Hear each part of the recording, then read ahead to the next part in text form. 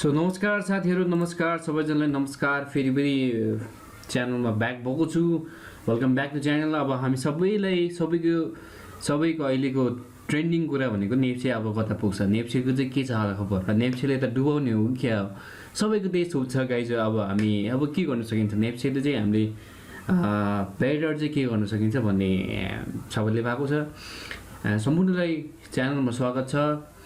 तपाईँहरू यदि नयाँ हुनुहुन्छ भने च्यानलमा सब्सक्राइब गरिदिनु होला अनि यहाँ नजिकको बेल आइकन पनि थिचिदिनु होला, किनभने तपाईँले नयाँ अपडेट चाँडै पाउनेछ।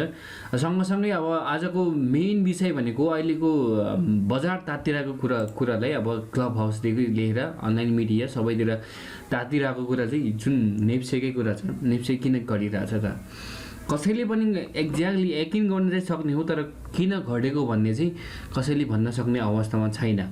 हामीले पहिला योभन्दा अगाडिको एनालाइसिसहरू बनाएको थियो, नेप्सेमा चाहिँ विभिन्न कारणवश चाहिँ नेप्से चाहिँ घट्ने चान्स भइरहन्छ भनेर हामीले पहिल्यैदेखि भनेको थियो। अब किन घट्यो होला भनेको, नेपाल चाहिँ एउटा विदेशमा चाहिँ के हुन्छ भने खासमा नेपालमा चाहिँ सानो मार्केट भएको कारणले सानो न्युजहरूले नि एकदम ठुलो त्यो पारिदिन्छ होइन, प्रभाव पारिदिएको छ। त्यसले गर्दा चाहिँ अहिलेको डराउनु पर्ने अवस्थामा जस्तो देखिन्छ। नेप्सेको चार्ट हेर्दाखेरि अस्ति लगभग 2885बाट 2812सम्म आइपुगेको छ। यो भनेको जुन योभन्दा अगाडि जुन एउटा चार्ट बनिएको छ, जुन एउटा चार्ट बनेपछि चाहिँ यहाँबाट चाहिँ जुन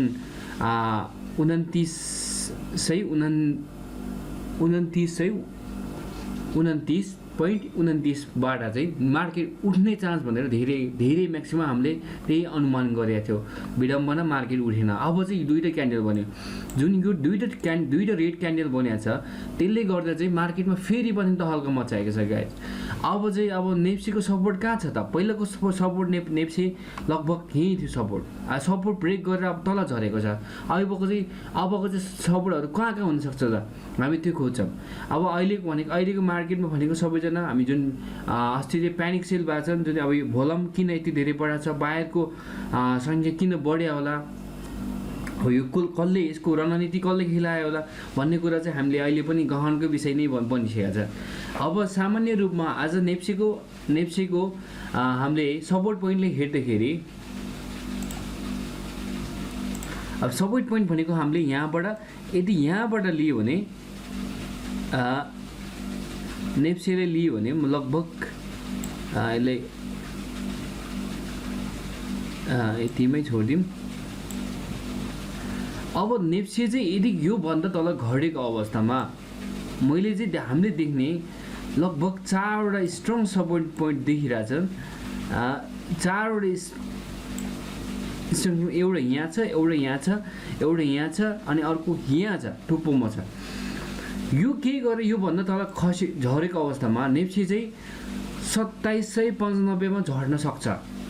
यदि त्यो सपोर्ट पोइन्टले पनि रिट्रेस भएर माथि गएन भने नेप्से अझ पनि घट्ने चान्स छ। नेप्से चाहिँ किन घट्ने चान्स छ भन्दाखेरि चाहिँ यो हेर्नुहोस्, यसको सपोर्ट आउनुपर्छ।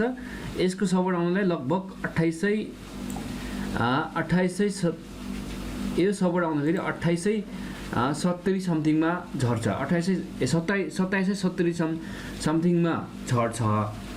अनि यसमा चाहिँ स्ट्रङ पोइन्ट यहाँ आएको छ। अब चाहिँ के गर्ने त, अब हामी इन्भेस्टरहरूले चाहिँ के गर्ने त, यहाँबाट मार्केट अब तल जान्छ माथि जान्छ थाहा छैन। अझैसम्म हामीले फिबोनाचीको रेसियोमा हामीले रिट्रेस कहाँ हुन्छ भनेर हामीले भनिसकेको थियो। अस्ति चाहिँ हामीले यहाँ हेर्नुहोस्, जुन म्याक्सिमम पोइन्ट जाँदाखेरि लगभग अस्तिकै कुरो गर्दाखेरि यहाँसम्म आइपुगेको थियो। हेर्नु जुनमा चाहिँ यहाँसम्म आइपुगेको थियो, जुनमा चाहिँ हामीले 50% हुँदाखेरि चाहिँ अब रिट्रेस भएर लगभग 50%मा रिट्रेस भएर माथि 50%सम्म रिट्रेस भएर माथि गयो, फेरि यहाँबाट 50%बाट घट्यो।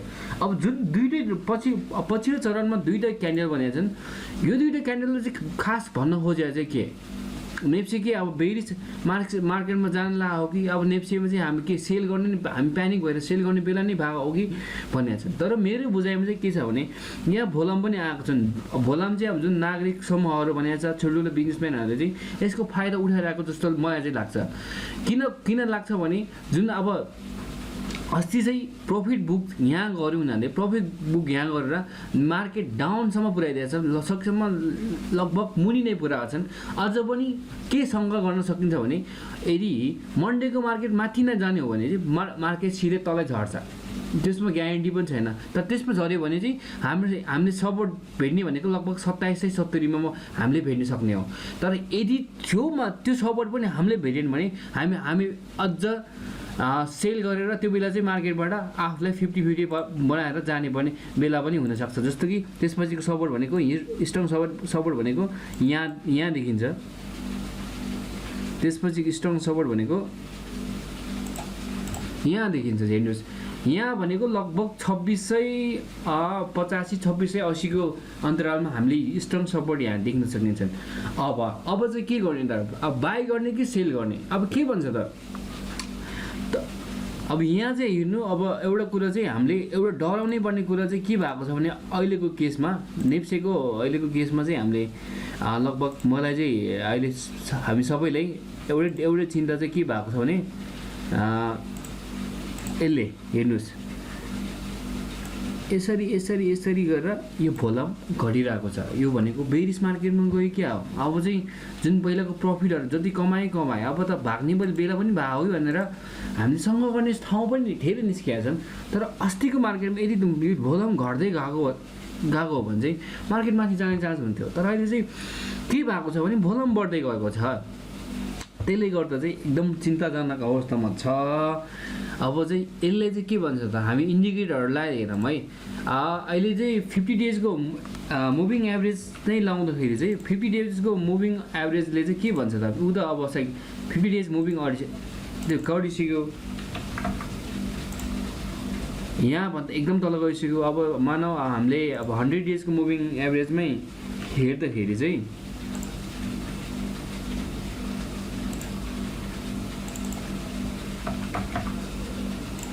100 डेजको पनि लगभग कटेर तल आएको छ। यो भनेको हामीले सर्ट टर्मको लागि चाहिँ यो बेरिस मार्केटमा गइसकेको छ है। अब बेरिस मार्केटमा गइसकेको छ, तर उठ्ने सपोर्ट चाहिँ कहाँ छ त। अब सपोर्ट यहाँ एउटै छ जुनमा उसले रिटेस्ट गरेको छ, त्यहाँसम्म सपोर्ट छ, त्योभन्दा मुनि पनि सपोर्ट छ। तर मेरो साथीहरू यदि मन्डेको मार्केटमा यहाँबाट पनि तल झर्नुहुन्छ भने तपाईँले 2770 को आसपासमा मार्केट पुग्छ। त्यो बेला चाहिँ यदि तपाईँ घाटामा बस्न चाहनुहुन्न भने जुन मार्केट हुन्छ मार्केट हेरेर मन्डेको मार्केट हेरेर आफ्नो केही पर्सेन्ट सेल गर्नु होला। पोर्टफोलियो चाहिँ खाली नगर्नुहोस्, एकदम नराम्रो त्यो आफूले अवसर पनि पर्न सक्छ। हामीले चाहिँ के कुरेर बस्नु भने अब चाहिँ अपर्च्युनिटी कहाँ छ त, मुनि डाउन के गरेर अब 2700बाट तल अब 2812बाट तल घरेर अब 2770मै झऱ्यो भने हामी त्यो बेला चाहिँ किन्न सकिन्छ। अनि आफ्नो चाहिँ पोर्टफोलियोलाई त्यसरी मिलाएर बेच्ने काम गर्नु होला। अब चाहिँ 2-3वटा इन्डिकेटरमा भन्दैछु जुन चाहिँ एकदम जेन्युन छ। जस्तो कि म म्याक्डीकै कुरो गर्छु, म्याक्डी हालेर हेर्छु, म्याक्डीले के भन्छ त, हो म्याक्डी पनि चिन्ताजनक अवस्थामा देखिन्छ। किनभने योभन्दा अगाडि यहाँसम्म म्याक्डी ठिक थियो, अब चाहिँ यो पनि अलिकति घट्दै जाने हो भने चाहिँ म्याक्डी ओहो अब चाहिँ मार्केटको अवस्था चाहिँ राम्रो हुँदै गएको रहेछ भन्ने बुझिन्छ। तर म्याक्डीले चाहिँ के भन्छ भने सिधै अब चाहिँ म चाहिँ बेरिसमा गइरहेको छु भन्ने भन्छन्। त्यही भएर अब चाहिँ यसको चाहिँ ठुलो लगन गरिरहेको होइन कि यो चाहिँ मार्केटको ट्रेन्ड नै त्यस्तो भएको हो भन्ने चाहिँ मलाई त्यस्तो लागिरहेछ। अब हामीले आरएसआई पनि हेर्न सकिन्छ। अब आरएसआई हेर्दाखेरि के भन्छ, आरएसआई त अब अहिले त अब 40भन्दा मुनि बाटो देखाइरहेको छ। खासमा अब चाहिँ बेरिस मार्केटमा जान खोजे हो भनेको छ। तर साथीहरू एउटा कुरा चाहिँ हामी इन्भेस्टरहरूले चाहिँ के कुरा ध्यान दिनुपर्छ भने केही गरेर हामीलाई अब हामी सबैले लाइनहरू अब यहाँ सबै क्यान्डलहरू लो क्यान्डलहरू के बोलेको छ त्यो हामीले सबैले आउँछ। त्यो चाहिँ के गर्नुहोस् भने अब मन्डेको मार्केटमा चाहिँ के हुन्छ, मन्डेको मार्केट के गरेर बढ्ला जस्तो लाग्यो भने ग्रिन सिग्नल आयो भने चाहिँ तपाईँले होल्ड गर्नुहोस्। यदि रेड सिग्नल आएको छ भने आफ्नो 50% पोर्टफोलियो बेच्नुहोस्। प्लस अब मुनिको मार्केटमा चाहिँ त्योभन्दा अलिक बेटर किन्न पाउने चान्स हुन्छ, त्यसरी किन्नु होला। मार्केटबाट सकेसम्म आफै एनालाइसिस गर्नुहोस्। हामीले फेसबुकमा जो विभिन्न सोसियल मिडियामा चाहिँ बढ्छ घट्छ भनेर भनिरहेका छन्। मार्केटको ट्रेन्ड आफ्नै तरिकाले चल्छ, हावाको भरमा नलाग्नु होला, प्लस आफैले सकेसम्म बुझ्नु होला। अनि अब बोलिनर ब्यान्डकै हामीले बोलिनर ब्यान्डै लगायो भने नि लोयर ब्यान्ड भन्दा नि एकदम मुनि गइसकेको छ मार्केट चाहिँ। यो चाहिँ एकदम डरलाग्दो पनि मार्केट पनि हुनसक्छ। अब अहिले चाहिँ फिबोनाचीको लेभलले खासै काम गर्दैन गाइस। अब म सिधै भन्दाखेरि फिबोनाची नै गर्दैनन्। तपाईँले म एउटै सजेसन के दिन्छु भने मन्डेको मार्केट हेर्नुहोस्, दुईटै क्यान्डिडेटले अलरेडी बेरिसमा म आइसक्यो भनिसकेको छ। मन्डेको मार्केट हेर्नुहोस्, मन्डेको मार्केटमा पनि रेडमा झर्छ भने अब ग्रिन सिग्नल आउँदैन भने त्यो बेला सकेसम्म आधी हुन्छ, 30% हुन्छ, 40% हुन्छ, आफ्नो सेयर बेच्नुहोस्। त्यसपछि तलको त्योभन्दा मुनि स्ट्रङ चाहिँ मुनि चाहिँ म देखिरहेको छु। लगभग 2770 को जन्जनमा स्ट्रङ सपोर्ट देखिन्छु। त्यहाँबाट त्यसमा चाहिँ किन्न कोसिस गर्नु होला। तपाईँले केही कुनै मार्केटको एनालाइसिस चाहिन्छ भने तपाईँले यस च्यानललाई सब्सक्राइब गरिदिनु होला। Thank you so much for watching.